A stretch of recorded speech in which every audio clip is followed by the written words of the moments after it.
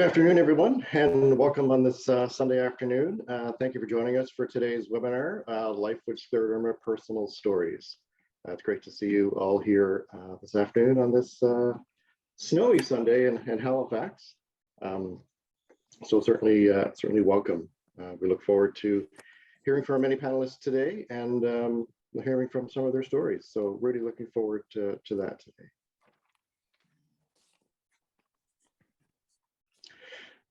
The Scleroderma Atlantic in no way endorses any drugs or treatments shared within this webinar, and it is recommended that all drugs and treatments be discussed with your physician for proper evaluation and treatment.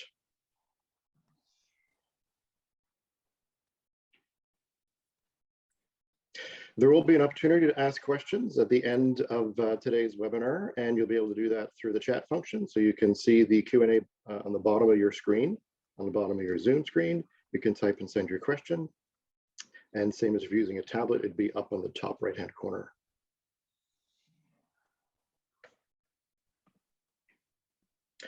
So we do have a number of speakers joining us here this afternoon, so we're very excited to hear from all of them. We're going to do a quick roundtable introduction just to get everyone's name and where they're from, and then we'll launch right into the personal stories. Everyone's going to have between 5 and 7 minutes to share their story, and like I say, at the end, we'll be able to ask questions from any or all of the panelists. So joining us today, we'll start off with just a quick introduction from Jillian Little. Hi, I'm Jillian. Oh, do you want me to start Jillian's joining us from Alberta this morning. Yeah. Do you want me to start speaking, like do my speech now? No, we'll just do a quick intro from everyone. Okay, hi, I'm Jillian.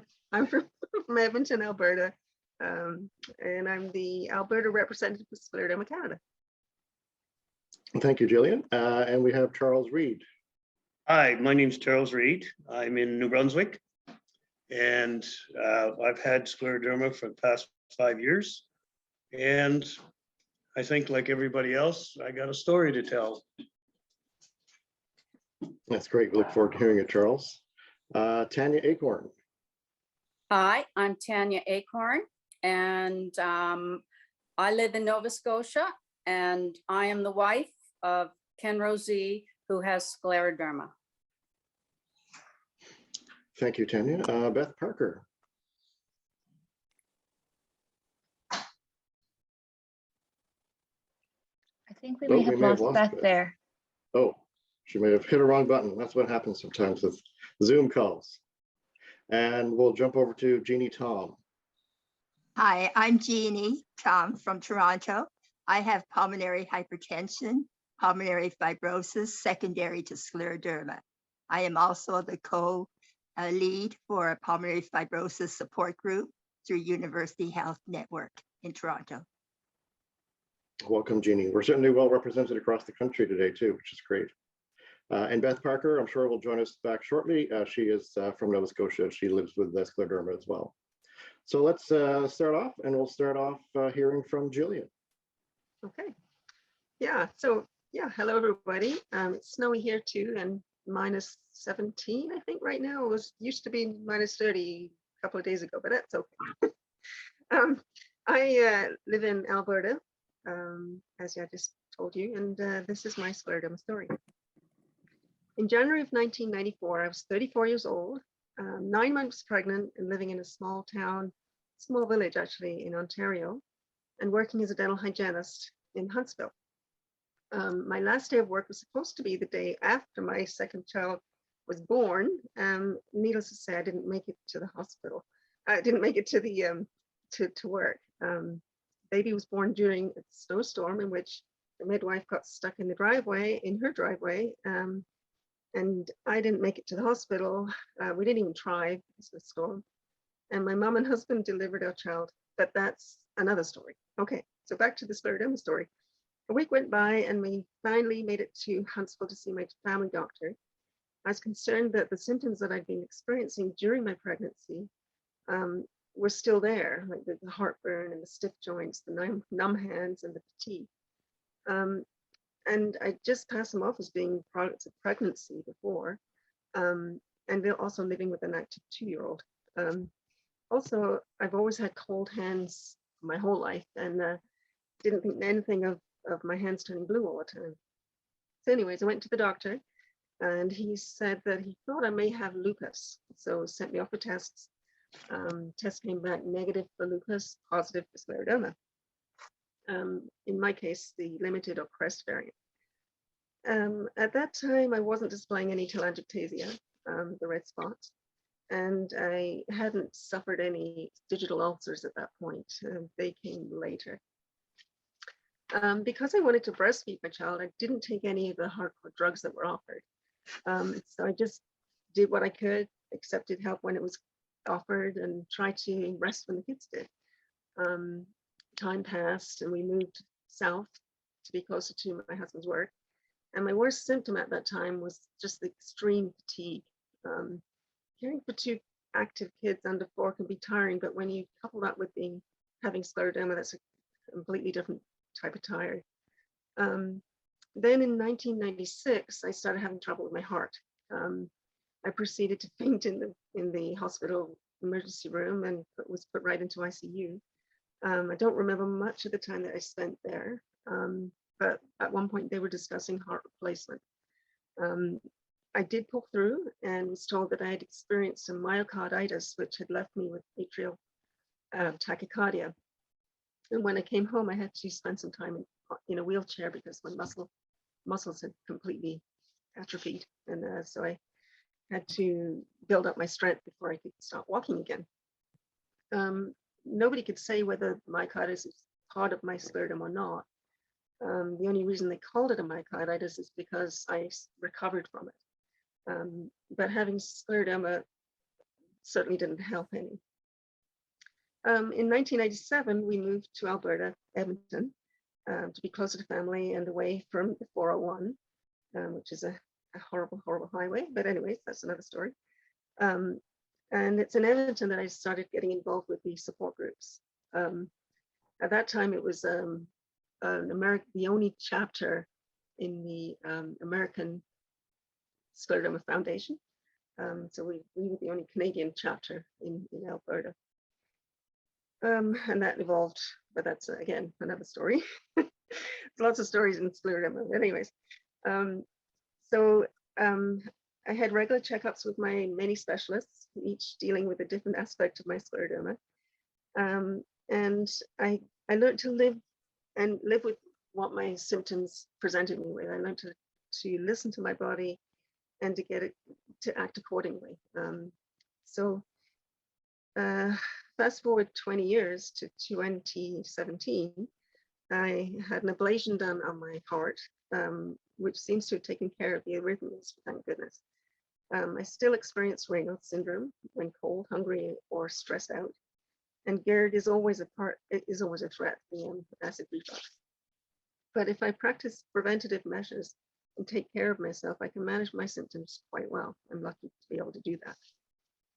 I feel lucky that I was diagnosed relatively early in my disease. I figure it was triggered probably halfway along in my pregnancy. But who knows? Like it's such a, and who knows what triggers it?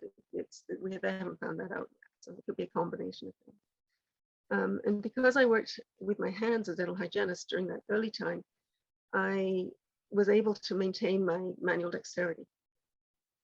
At one time, the skin on my hands and arms was tight right up to my elbow. But now, after 27 odd years, I can pinch my skin from my elbow to the base of my fingers.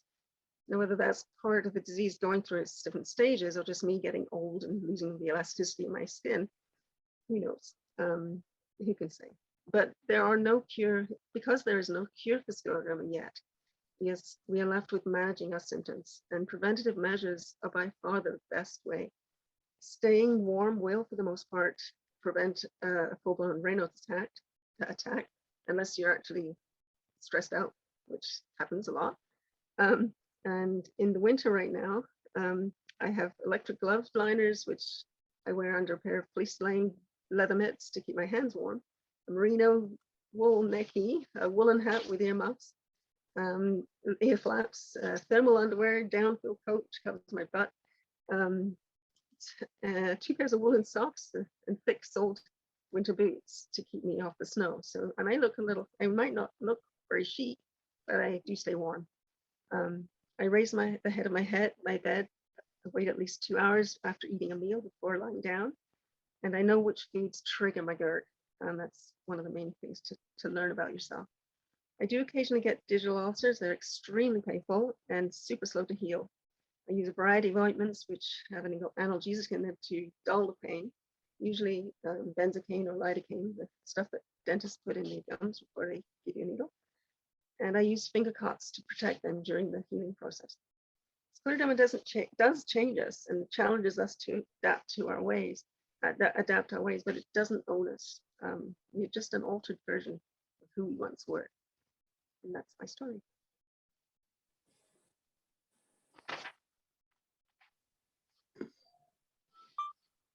Thank you very much, Julian. Really appreciate that.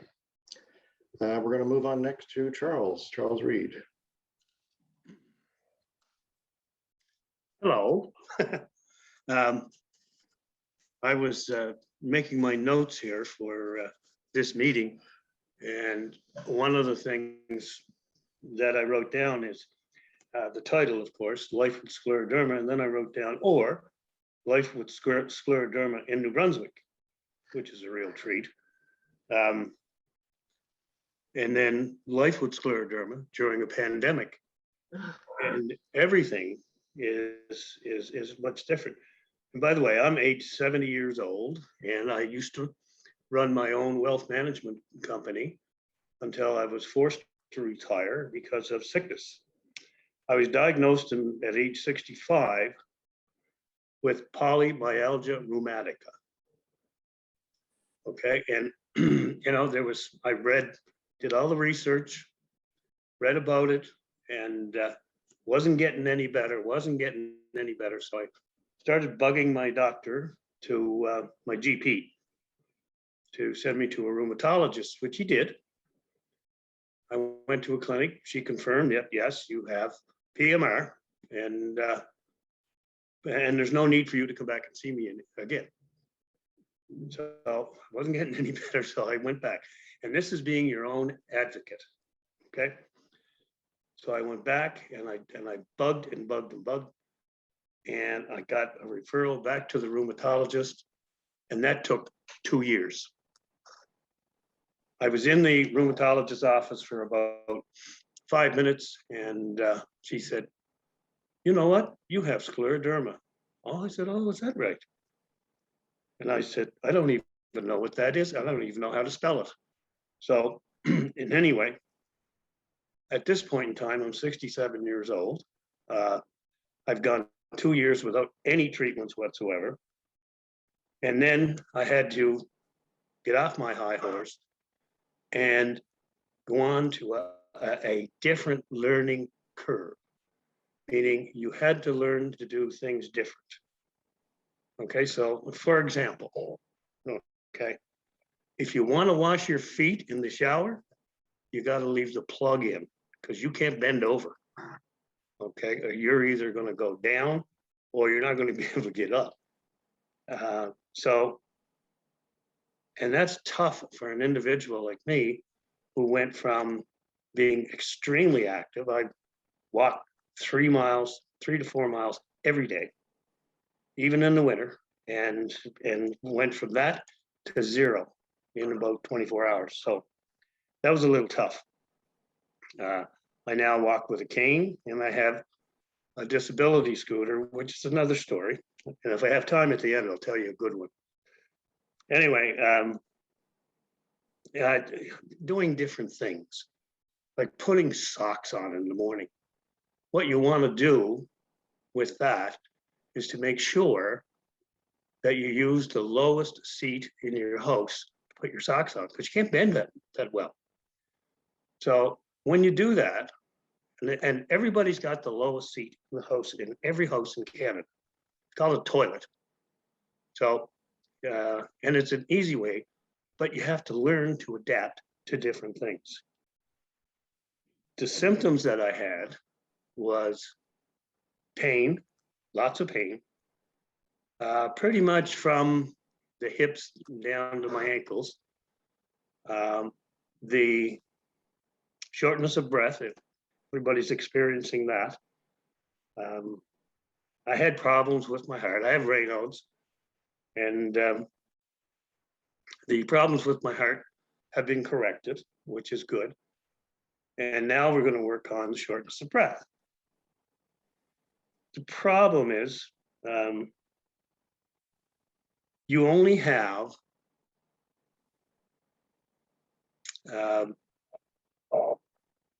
so much time to get these tests done so that they can follow up.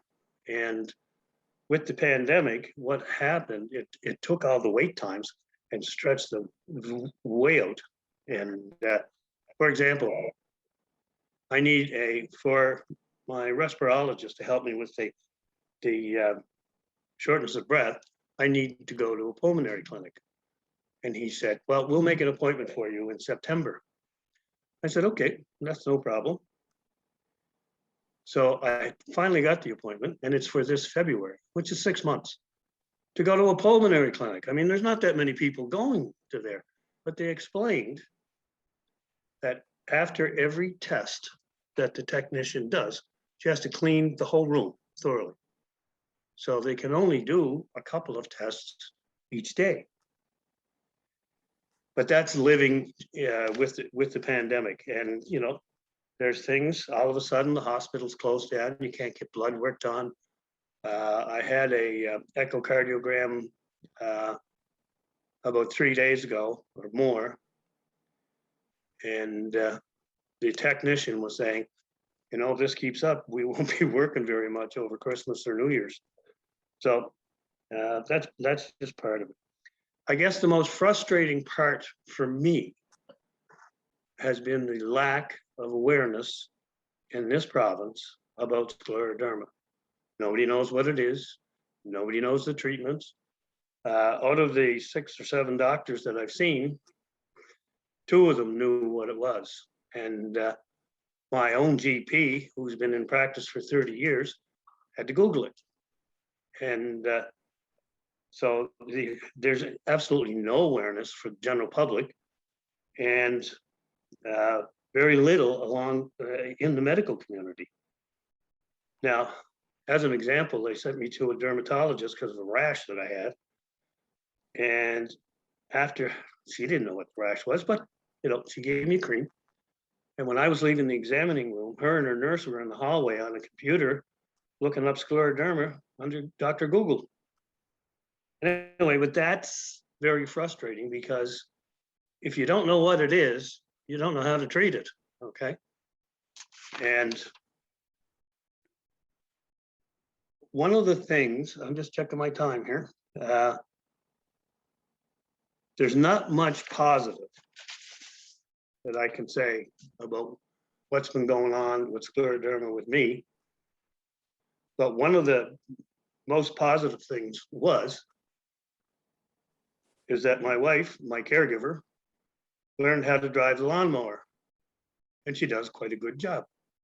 So I make sure I tell people, it's lucky I married a good Scottish worker, because she does all the manual stuff now, and I do all the cooking. So roles reversed.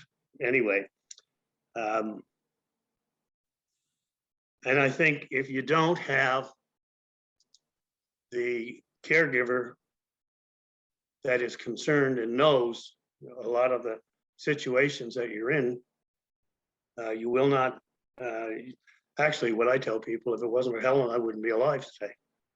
So in conclusion, you know, I have a couple of things, because I've had 2 hospitalizations in the past year, okay?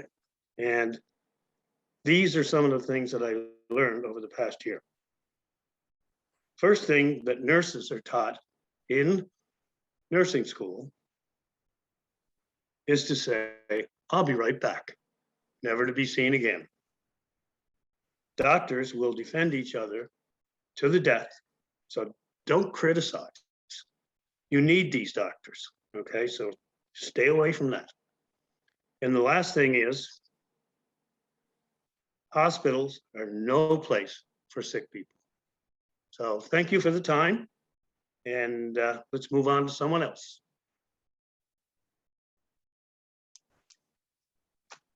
Thank you very much, Charles. Thank you for sharing. Certainly, we hear you in terms of the awareness piece. There's definitely something that's missing. So thank you for raising that as well. We're going to move on to Tanya Acorn. Hello there. Well, there are certain things that Charles had said are similar to our situation. The struggle to try and get someone who really believed there was something wrong with my husband. And it took a while. So once we finally got a diagnosis, and that was actually not from the rheumatologist we saw first, but from a doctor in Halifax who was an internist. And he continued to see us through the period of time, the years that we were struggling. He said the first time he saw Ken, he said, I don't know what you have, but I know you have something. So he continued to see us. And Ken continued to get worse as time went on, and I kept fighting with our GP, who was wonderful, but still fighting, saying there is something wrong. And he'd say, Tanya, we've seen everybody, and saw a rheumatologist. They said it was nothing. So the struggle continued until one day we were going into an appointment with Dr. Stephen Workman. And I said to Ken, what's going on with your forehead? You've got all these red spots you never had before. I don't understand that. And I said, we must mention that today. So as we drove in, Ken started to notice them on his hands. And the day when we got into the appointment, we started talking, and then I said to him, I said, I've noticed these spots on my husband's forehead. And Ken talked to him and said, yes, I got them on my hand. And he wheeled his chair around to his computer, and then he wheeled back and he said, I'm going to give you a clinical diagnosis. I know what you have.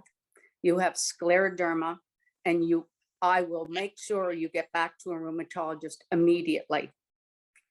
And then he stood up to say goodbye, and he shook our hands, and he looked and he said, the very best of luck to you both. And as we left, I thought, this is not good. I was in the medical profession, but I knew very little about scleroderma. The only thing I knew was that it could affect the skin, and you could get, the fibrosis. But at that stage, Ken was in the inflammatory stage. His face was swelled out his eyes were almost closed, his hands, he couldn't move. He had what are friction rubs, tendon friction rubs through the whole, right up to his chest, all the way down, that he could feel and hear. So I went online, started looking up scleroderma, the symptoms. I went on to the United States Scleroderma Foundation, listened to several videos, several doctors, hours. And I knew my husband had scleroderma, and I knew that it would be a fight. And it was from that point forward, I said, okay, we have to do everything we possibly can. So that was our first, what I did when Ken was diagnosed. And for me as the caregiver, it was pretty tough. It's a hard go. But I knew that I would have to be the advocate. My husband's very quiet, reserved. I'm the fighter. So I, fought, and I said, I think it's best we go to the States, because again, we go in after the referral back to the reumatologist, and she looked and said, no, you don't have scleroderma. And I thought, oh no. So we did go, we went to the States, I Googled where was the best places to go, and we went to Johns Hopkins, and he sees Dr. Laura Hummers, who is actually part of, in conjunction with Dr. Fred Wigley, is the head of the Scleroderma Center at Johns Hopkins. And I feel if we had not gone there, my husband would not be alive today. We are very fortunate now that we have a good rheumatologist here who works with us and also works with our specialist in the States. And that was really, really the very best thing for us. And I'm always the one trying to force issues with Ken. So as a caregiver, it can be hard because I'll say, you know, did you take your pill? You need to have it on time. You know, you have to eat. You can't eat past this. You can't eat that. You know, don't take this, don't do that. Trying to keep things at bay for him. So sometimes it's not great in that position. But we work around it. And then for me, as a caregiver, what I do for myself is I try to stay in touch with friends, try to do yoga at least 2 or 3 times a week, if I can, until the COVID situation. We would go skating twice a week, try to stay active and try to do those things to help myself, I guess. And basically, it's still a struggle, but my husband is still here because our GP at the very beginning, when we had told him what the diagnosis was, he said, no, you don't want this. He said, and then he took me aside and he said, Tanya, he'll be gone in a year. So we are now, he was diagnosed 2016, and it's now just approaching 2020. So we feel very fortunate that we're doing as well as we can. And I guess that's my story. Thank you. Thank you very much, Tanya. Certainly a very interesting perspective too, coming from the caregiver's point of view. So thank you for sharing. You're welcome. Moving on to Beth. Hi, Beth. Hey, sorry, I had technical there before, so I didn't get to introduce myself. My name is Beth Parker. I've had systemic limited form scleroderma, formerly known as CREST. It's been 16 years now since the actual diagnosis. First child, 2001, not a problem. Second child, 2004. I never felt well again from that point onward. I just thought, oh, suck it up. You've got 2 little ones. That's what's going on. And then in October 2006, my thumb got, something happened to it. And it was getting all kind of weird and, well, you know, it's going to heal, right? So I'm not really paying attention to it. I've got 2 toddlers. I'm working full time. And my thumb continued to get worse and worse. And then I was sitting at work and a coworker, I had office time, and a coworker at the next desk was like, she looked at my thumb and went, oh my God, you should go to the doctors. And I was like, I don't really have time, but yeah, okay, fine. So I go to the doctor and, well, my thumb was turning gangrene basically because I had a digital ulcer. I didn't know that. I didn't know anything. As soon as the doctor saw it, they all kind of freaked out. They started doing blood work. I don't know what the big deal is about. It's going to heal, right? And that was the start of it all for me, blood work. And I went for blood work, and I'm still like busy doing my stuff. And they took out the blood, and I turn around and look, and there were like 15 vials of blood taken. I was like, uh-oh, this is going to be serious. Okay, start paying attention now. So I did. And then Raynaud's, by Christmas time, yeah, again, I'm a speech pathologist, so I've got like a medical kind of background. My former husband, he was a pharmacist, so we're like reading everything. Raynaud started kicking in. I started getting like white fingers, didn't know what that was about. So then by Christmas time, we had it down to, it was either going to be vasculitis or it was going to be scleroderma. Based on blood work. My blood work was showing a centromere patterning, which is consistent with a diagnosis of CREST. So then the official, even though we kind of knew by then, by February of 2007 is when I got the formal diagnosis. So me, CREST, severe Raynaud's, full body, not just my hands, not just my feet. Can't go in the water anymore. It's too dangerous, literally. GI problems, it's a whole GI thing. Bottom third of my esophagus is paralyzed. It has been since the beginning. Let's see, what else do I have? Oh, you have got GERD, dysphosia, which is swallowing difficulties.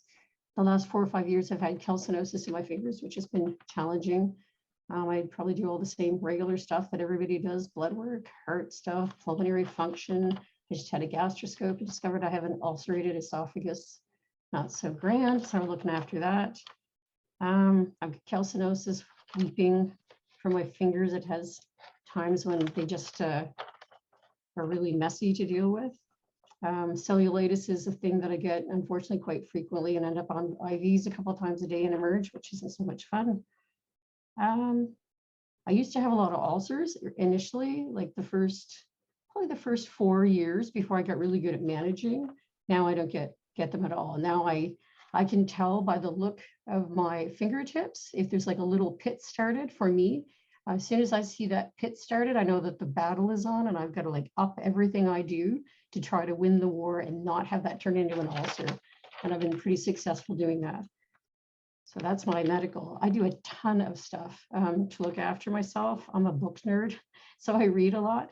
Initially, I think I read, probably like 6 different anti-inflammation cookbooks and tried to take out from those what anti-inflammation type things would be best for me.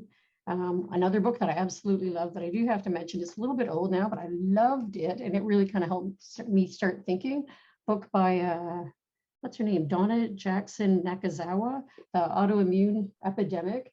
This was a fabulous book to talk about autoimmune and all the things that are happening in our environment that may be causing an increase in autoimmune deficits. This is really good. I love that book of hers. And I also love her other book, The Last Known Cure, when she looks at a whole bunch of different therapeutic approaches from meditation to yoga and everything. Those are great books. So yeah, that sort of set me up to like start thinking about autoimmune. What can I do to really like make things better for myself? So yeah, I've altered my diet based on, I don't follow one real diet. I just pick from many. If I were to name any of it, it's probably closest to a Mediterranean type diet, but I pick from others based on what my needs are. I read a lot about gut health, gut health. All the books on gut microbiome, huge.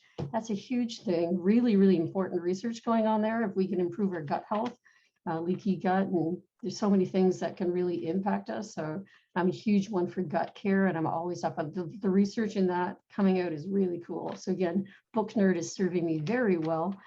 I've seen an osteopath. I've got connective tissue that was like down my spine and my neck. So I was having trouble getting my jacket. I couldn't get my seatbelt on. I couldn't like look over my shoulder. Osteopath helped me get my functional movement back. And then I follow up with massage. And it's not the relaxing massage, it's the break the connective tissue apart massage.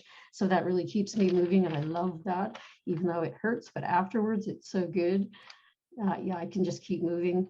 I saw a naturopath, and she helped me pick out based on what I had been reading, but also see her and what based on my diagnosis, what are the best things to help me absorb, because not all multivites or diamonds, what am I saying? Vitamins, etc. Oils, they're not all like krill oil versus salmon oil versus wild, like which one's better, do you know? They're not all the same. So again, do your research, due diligence, and check to make sure which ones like are really going to be the best ones for you. So working with the naturopath over 10 years ago now, she helped me pick out like which multivite is the most bioavailable to me. Do you know? It's really important. The one off the shelf may not be the best one for you. The ones I've been doing this regimen like 10 years now. Vitamin D, right? That's also really important for us living in a northern climate. Because of course, if you don't have good vitamin D levels, it can impact autoimmune difficulties. So again, so much reading to do. Things for skin. For me personally, hemp and shea are my go-tos, but I know everybody's totally different. Some creams for me, they don't absorb into my skin. They just sit on the surface. They won't, because of, I guess, collagen levels or whatever, it won't absorb in. I treat my hands very carefully related to skin. I've got my gloves on. These are my indoor gloves. I have indoor gloves and outdoor gloves to try to help manage my Raynaud's. I use my hands extremely carefully. I can't use them like regular people.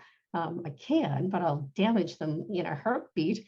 So I do things like even on my coffee cup, I've got a bit of foam. Oh, I'll do my shameless plug again. Ooh, had that little bit of foam. I don't have to hold it as hard, so it's not. I'm not losing blood flow to my hands. So I'm really, really careful on what I do with them. If I'm holding my coffee cup, I'm not holding it this way. I hold it this way, because then my fingers are okay. I've still got blood going into my fingers and I'm not going to get ulcers. So even how I hold things, or if I'm carrying groceries, I'm not using my hands. I'll loop them over my arms because my arms are better than my fingers any day. So I just totally change up how I do things. Other things that I like, staying warm. I'm always like the warmest dressed in the room. I've got boots on when everybody's wearing sandals. I've got a gazillion layers on. I personally like cashmere. It seems warmer for me than wool. Even the merino wool, cashmere is my go-to. When I do have digital ulcers, or I've had other difficulties with my hands due to medical, Manuka honey, which again sounds really weird, but look it up. Manuka honey is a really, really good thing. If it's antimicrobial and antifungal properties, it worked better than my Fusidin cream that I use when I have a skin difficulty for whatever reason. Things I have in my car. I have a whole list of things in my car. I have hand warmers, which I'm sure we all do. I have extra mittens. I have outdoor mittens. I have indoor mittens. I have extra meds. I have hand cream that I put on at stoplights. I have grippers and a nutcracker in case I'm somewhere and I want to open up a bottle of water. I won't be able to open it. I'll get stuck. So I take the nutcracker and I literally keep them in my car so I can like open up something if I need to take a med and I need to get that water open. I also have a blanket in my car and hand warm or a heated steering wheel, heated seat, which is awesome. But until it warms up, I put a blanket over my lap because it helps keep the heat in. So my core temperature is not going to go down. Really important. Last thing I kind of do for myself is related to like spiritual and overall health. Yoga, meditation is really great for keeping stress levels down, not being reactive, to be an observer. Really, really important. Mindfulness, really, really an important thing. I journal. What else do I do? Friends, connection. And as Charles said, being a strong advocate for yourself is really important. So I don't raise my voice, but I just keep at it. And I just keep saying the facts over and over again. You kind of wear them down with just like being persistent. And that's served me well as well. For example, advocating. It used to be I would see my rheumatologist and then we would get the blood work. I don't think that's of value at all. I want my blood work before I see my rheumatologist because that makes sense to me. So we have it now that I always get my blood work done before I see my rheumatologist. I don't have to worry if he's looked at it or if it's different. Another thing that I do is if I do have to go to Emerge, which it can be more often than I would like, I try to go to the same Emerge, which is in I live in Bedford by way, Nova Scotia. So I go to the same ER, and over the years, because it's like been a decade, the Emerge doctors, some of them like know me, which is kind of sad that they know me, but it's also kind of good that they know me because they've over the time and advocating and talking and showing them. A couple of them have become much more aware of scleroderma, especially if, like, say, surgeons, in my opinion, look out for surgeons, they'll do bad things to you. That's totally my opinion, not this forum, but I'm not alone in my thinking, I'm pretty sure. There's been some surgeons who have made some calls on what was best for my fingers if I had cellulitis or something bad was happening. And the Emerge, I'm thinking that doesn't sound right. And the Emerge doctor's like, that's too aggressive. We're not doing that. I was like, thank you. That's right. It is too aggressive. Because again, the doctors who know me now, yeah, they have a much more thorough understanding than somebody who's consulted, who's never seen me before.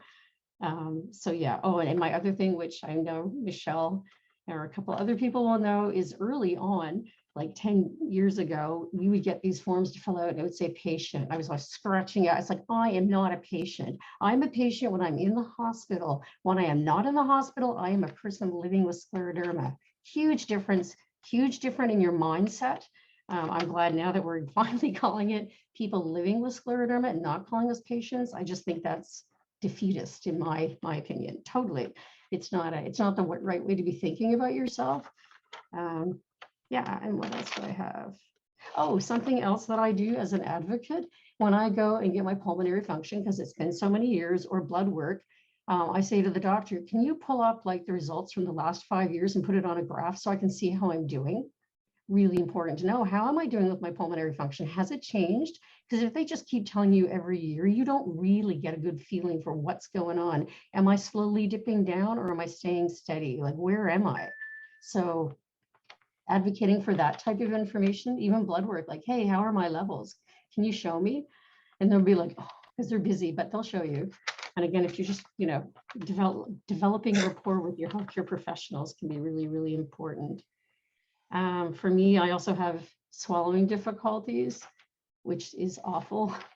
Again, I'm a speech pathologist, so again, trained in swallowing difficulties. So I know some things to help myself, guard your airway if I'm having a lot of trouble, because I'm like totally body fatigued with sclera. I'm in a bit of a flare. So yeah, tucking my chin down to guard my airway so I don't like take that pill the wrong way. For me, I think that I probably have more paralysis somehow on the left. So for me, if I'm trying to swallow safely, or even if I'm trying to get air up, I know for me personally, I can twist to the side, and when it's paralyzed, if I twist it, it's going to increase the pressure, and hopefully I'll be able to get that air up that's bothering me more successfully. So that works for me. I know it may not work for everybody, but yeah, sometimes, again, if you have a lot of swallowing problems, you can see a speech language pathologist. They're in Nova Scotia. You don't need a doctor referral. You can refer in through Nova Scotia Hearing and Speech Centers, and it's covered in your health card. So if you do have any swallowing difficulties, then you should check into that, because sometimes we have so many other appointments, they don't check into that. But you certainly don't want to get like aspiration pneumonia or anything like that, because that could just complicate things terribly for us. I think that's everything that I wrote down. Oh, no, sorry, one more thing just to mention. I don't know how many of you have a library card or access.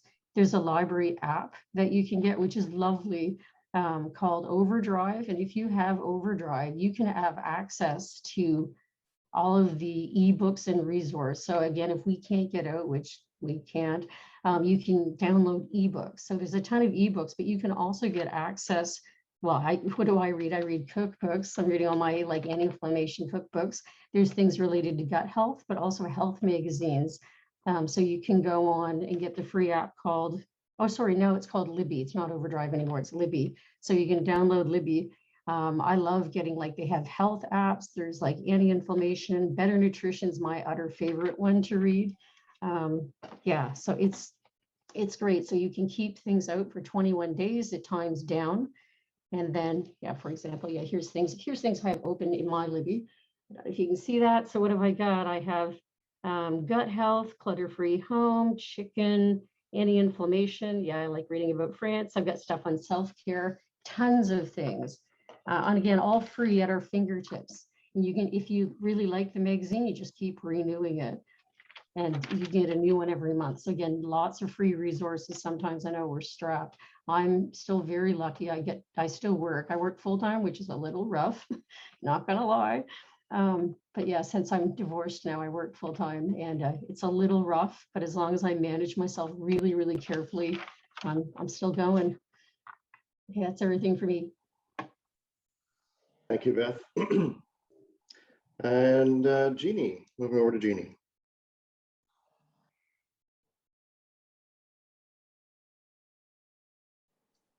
I think I'm unmuted now. I mentioned earlier, but I'll say it again.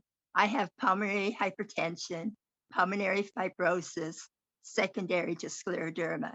So as the others were talking about their forms of scleroderma, everybody is different. And scleroderma has really affected me more so in lung issues.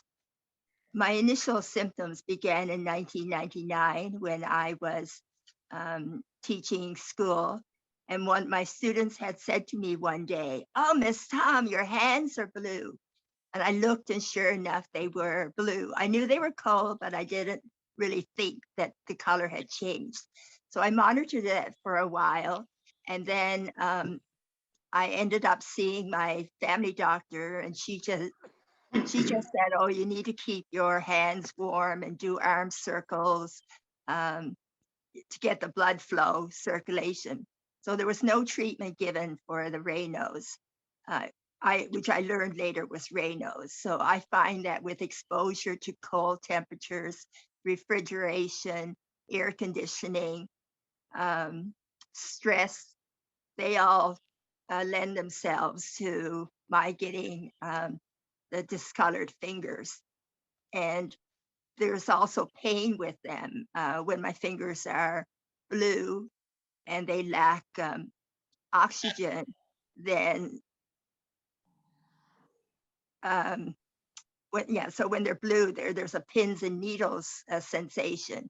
And then when they turn white and they're numb from a lack of blood flow, then it's hard to feel things. And if I try to warm them up, I have to be really careful because I can't feel the temperature if my fingers are numb. And like the others have said, I do have I do wear clothes in layers to keep my core warm. I wear a lot of fleece, wool, natural wool products. All these exposures to with Raynaud's can lead themselves to digital ulcers, and I do get them from time to time. Thankfully, I haven't had them now for a couple of years, so I'm quite aware of them. And I think, as Beth had mentioned, when I start to get the beginning of a pitting scar or what looks like a pinhole opening, then I know that an ulcer is likely to be formed. So I basically didn't have any major symptoms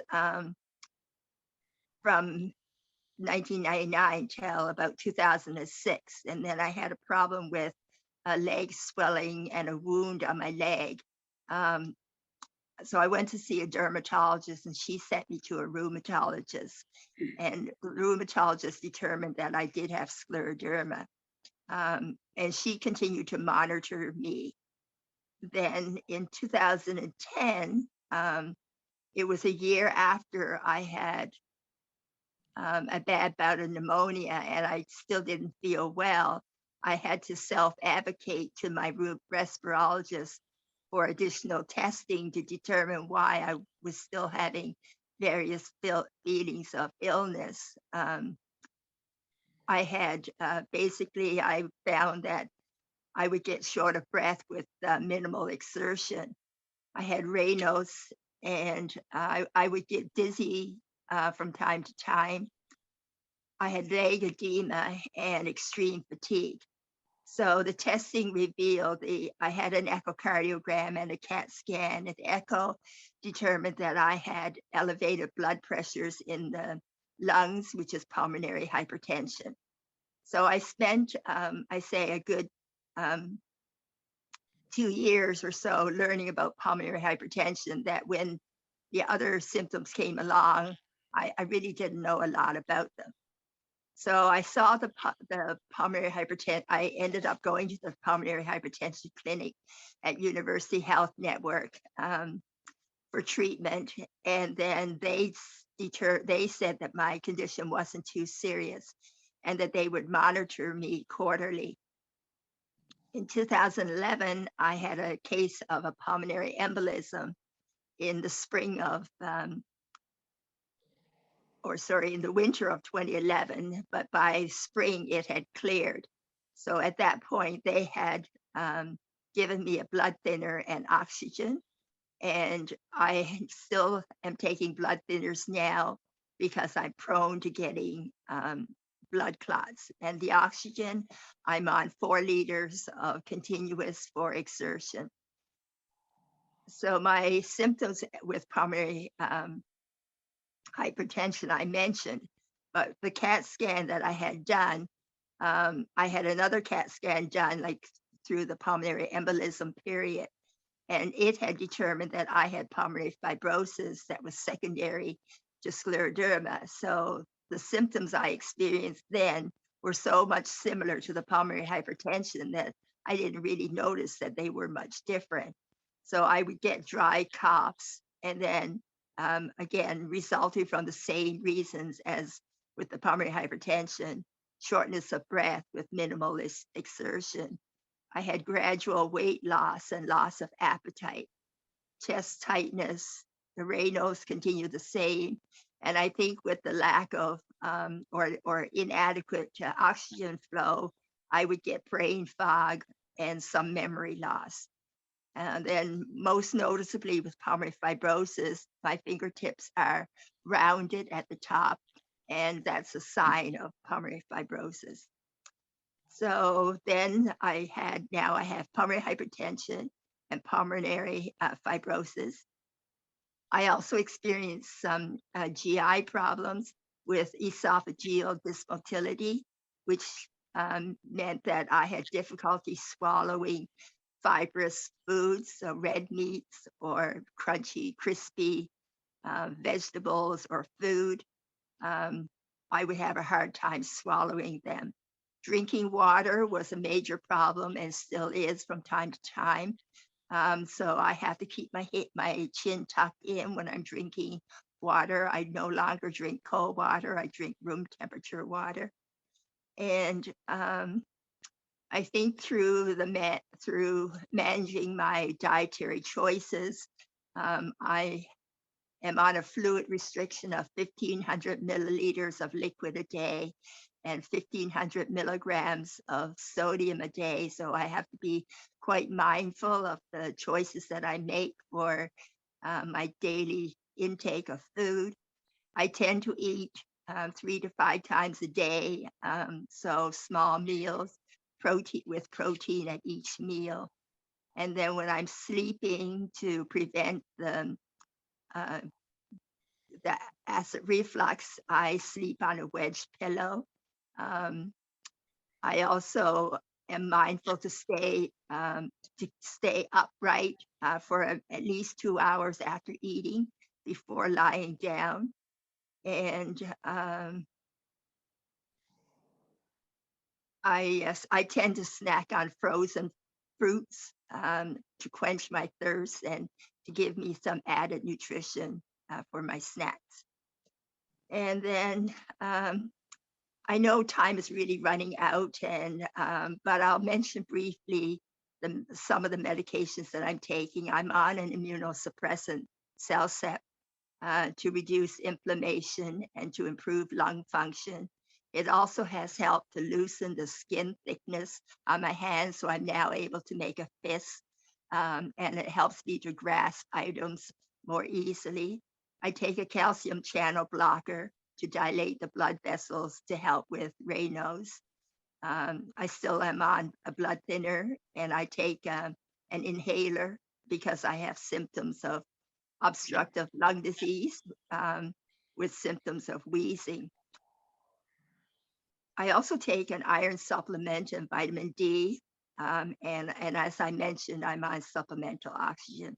So I find that going to rehab pre-COVID was really helpful to me. But now, since rehab is closed, I do home exercises and I walk outside with my rollator. And also I have Singing to Breathe sessions through the pulmonary rehab, and they're on Zoom. So in closing, I just like to say that living with scleroderma for me is manageable. It's important to have a balance of rest and activity, and to rest when I'm tired. Attending support groups for pulmonary hypertension, pulmonary fibrosis, and scleroderma has helped me to stay connected with people who are also living with these diseases. As well, I mentioned earlier, I am a co-lead for the Pulmonary Fibrosis Support Group at University Health Network in Toronto. I attend webinars and conferences to stay well educated.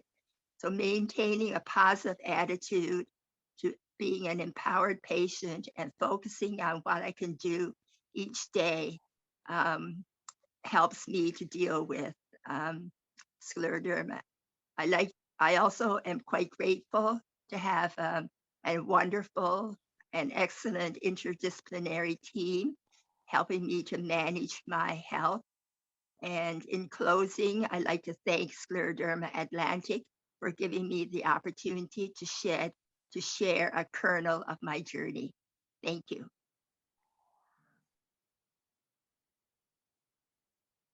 Thank you, Jeannie, and thank you to all of our panelists this afternoon for joining us here and sharing some of your stories.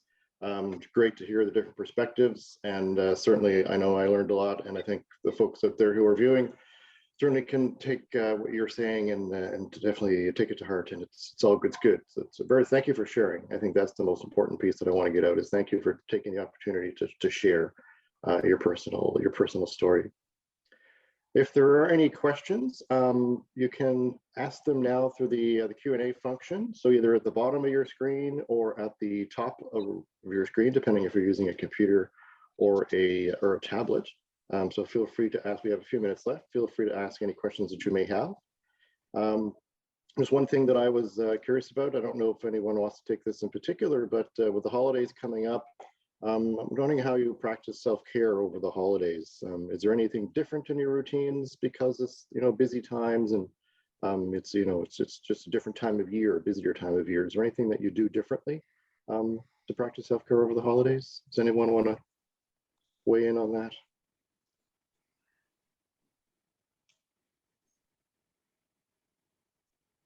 I guess I'll start since nobody else is jumping in. I'm doing a little bit more meditation and yoga. I'm playing Christmas music. I'm singing along. I'm not really seeing anybody this Christmas, not in person. Besides my 2 children, it's just not a good time. My dad's 88. We decided to not see him in person. It's just not safe. So yes, singing along. I'm doing yoga. I'm doing a drawing course online. I'm cleaning out closets, which is very cathartic.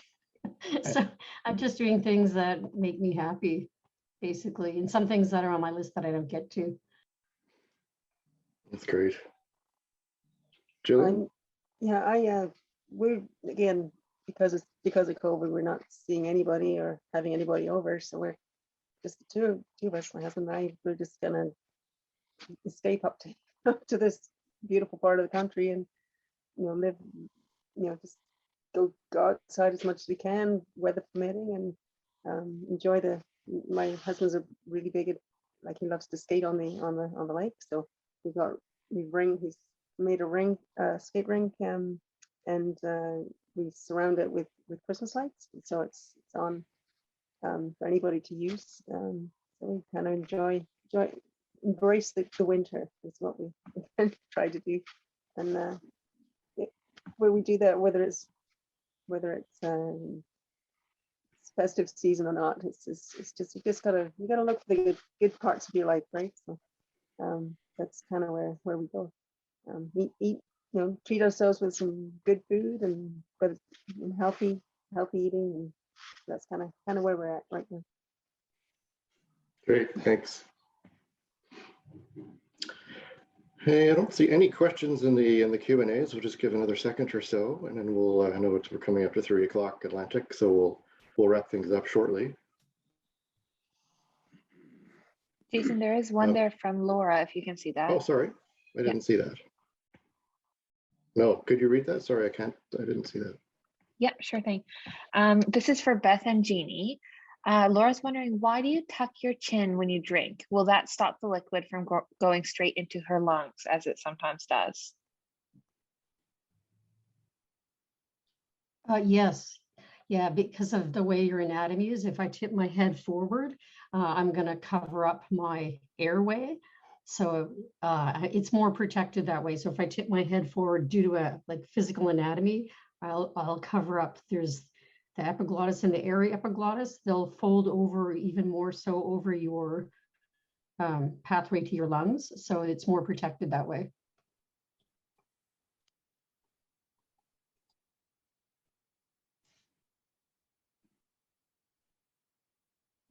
And that was directed to someone else as well, Mary Ellen, was it?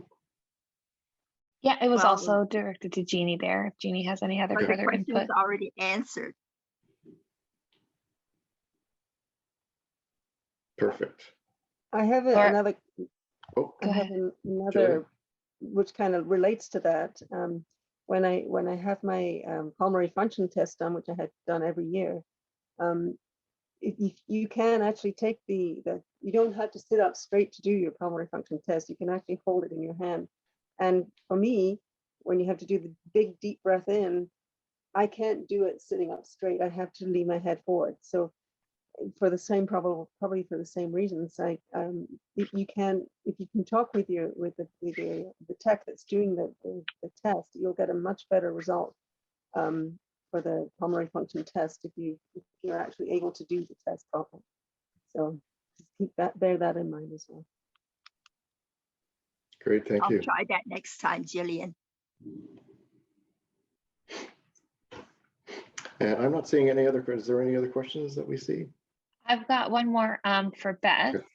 Okay. Where did you buy the gloves that you are wearing, and can they be purchased online? Yeah, these ones that I'm wearing, these are from Amazon. You can get some locally in Bedford, but to me they look like patient gloves. You need really actually better gloves. I think we should have some really cool funky things. You could have some Zen words on them or something. I wish somebody would make those. These are Amazon.com. Look around because there's different price points. If you look for the arthritic gloves, the price is much more expensive. So if you look for fingerless gloves, then you'll find the same product, but sometimes cheaper. So yeah, I'm forever buying them. I have, I don't know. I probably have at least 10 to 12 pairs or so. And I just wash them in a fabric bag. I don't put them in the dryer, and they last really well. Excellent. Beth, just one question there. You said Amazon.com. So are they not available on Amazon.ca? So you order them from the States and pay to ship them? Oh, sorry. No, that's just my fatigue kicking in. No, it was Amazon.ca. Thank you. Okay, thank you. And Beth, if you also want to share that tidbit about the non-adhesive patch. Yeah, sorry, I texted her. I forgot to mention something for anybody who's got cellulitis, digital ulcers. If you've got bad circulation and there's pus and things, and they cut it open and clean it out and all of that awful stuff that they do to us sometimes. If you're like me, sometimes when you've got a dressing on, you've got the white Band-Aid on to let the air through. But then, of course, as you probably already have experienced, when the new skin is there, the Band-Aid, even if you've got tons of ointment on it, the Band-Aid will stick to the new skin, and it damages the new skin, and it can get really, it's painful, but it's also wrecking healing. So something I've discovered long ago, which I started out getting it in Emerge, but now I buy it. Here in Halifax, I get it from the Lawton's Home Healthcare. You can get, it's called a non-adhesive dressing. And so it's like a mesh.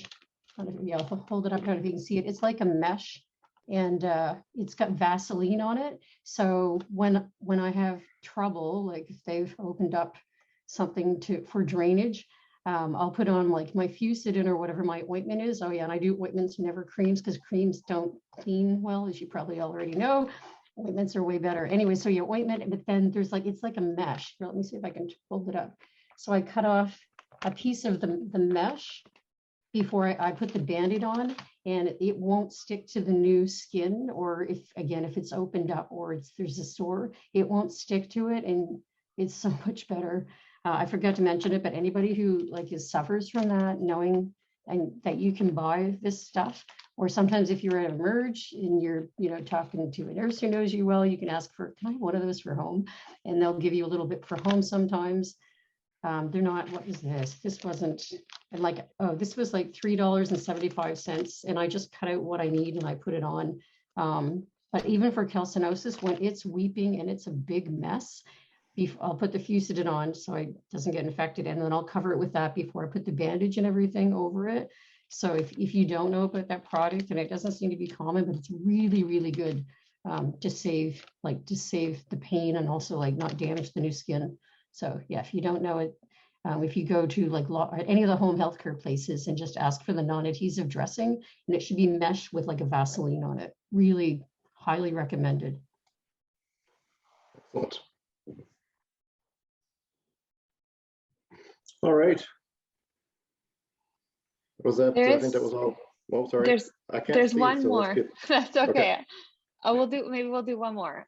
This just because we didn't touch on this topic too much, but Brian's wondering if there are any current research diet recommendations that have shown to improve or relieve symptoms. And I don't know if there's someone that would like to answer that here from It the group. depends, certainly for my husband, who I would say his GI issue is the severest issue. He had 4 days of specialized testing in Baltimore, and he does not have any swallowing mechanism at all, and only 7% of the radioactive food came back. So for him, he has to use a SIBO, small intestinal bacterial overgrowth diet, and stick to that as best he can. It's very, very difficult. But again, it depends what your issues are with your GI tract. That's everything there, Jason. Oh, Okay, sorry, Beth. I was just going to jump in. I was going to say, if you start looking at a lot of the anti-inflammatory diets, you'll start to notice that there's a lot of similarities between them, some of the things that they're looking at. So if you start, again, even at the library, tons of books, even ebooks to like start looking at, and you'll again start to notice like similarities between them, and then figure out for you, keeping a food log helps. And then the other thing is just look at all the gut biome research. If you're not familiar with it, that can help sort out. And Fodmap is another diet that some people do as an elimination to try to figure out like what works for them. So it's really individual. But yeah, anti-inflammation diets, Fodmap. Yeah, it just depends what your diagnosis is, what's going to work best. Yeah, Fodmap, Ken follows a specific Fodmap, and that works for him. I have found that for myself, I take kefir. Like it's it's gonna sound awful. It's fermented milk, but it really helps my reflux. So I make my own. You can make your own at home. It's really easy, but you can also get it from the grocery store. And it comes flavored too if you want to. I find that it's got a lot of probiotics in it, much more than a regular yogurt. And so for me, I believe it's making my system work faster, so I don't have the food sitting around. I tend to like it a little thicker, so I let it ferment a little longer. So it's more like a Greek yogurt consistency. And I take it about a half a cup, about an hour before I go to bed. And I find that coats my stomach, whatever, and I don't get nearly as much acid reflux. So that's me. I don't know if it would work for everybody. Yeah, I do kefir too from the grocery store. I would love to make my own, but I don't have time. But yeah, kefir, any of those types of things are awesome. It's really simple and quick. The grains, I have so many grains, I don't know what to do with them. But you just put them in milk, like put a tablespoon of grains in milk, and the next morning, let them sit for 24 hours, and you've got people, and that's it. You just take the grains out, put them in no more milk, and then you've got people for the next day. Right? So there's not much to do with it. Once you're set up, it's good, pretty easy. Wonderful. Well, again, thank you to all of our panelists for joining us this afternoon, this morning, based on where you are across the country. We hope you enjoyed the webinar today. It will be posted. Recording will be posted on our Facebook page as well as on our YouTube page as well. We did also want to mention that we are running a 50-50 draw just in time for the holidays, and it's your last chance to get tickets. so you can help support Atlanticanians who are living with scleroderma. The link will be in the chat as well, so you can certainly, or you can go to our website, sclerodermaatlantic.ca, in order to get your tickets. So again, the draw will be held on Tuesday. So looking forward to that. Our next webinar, continuing the series, will be on January the 16th, Sunday, January the 16th at 2 o'clock Atlantic. And the topic is going to be getting to know Scleroderma Atlantic, the people and the mission. So getting a little bit, pulling the curtain back a little bit and going behind the scenes of the organization and just bringing everyone up to date in terms of what we've been up to and certainly what our plans are for the next, for the year coming up. So hopefully you'll be able to join us for that. We look forward to sharing some of the great things that we've done over the past year and letting you know what we're going to be up to for the year coming ahead.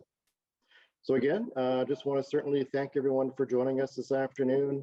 I want to wish, on behalf of everyone at Scleroderma Atlantic, certainly wish everyone very Merry Christmas, Happy Holidays. Take some time for yourself, enjoy your family and friends. For those, it's certainly COVID times are a little bit different, so we're not able to, again, meet everyone that we want to, but certainly do take care. Take care of yourselves, and we certainly look forward to seeing you again in the new year. So thanks again for joining. Have a great rest of your Sunday. Bye. Bye.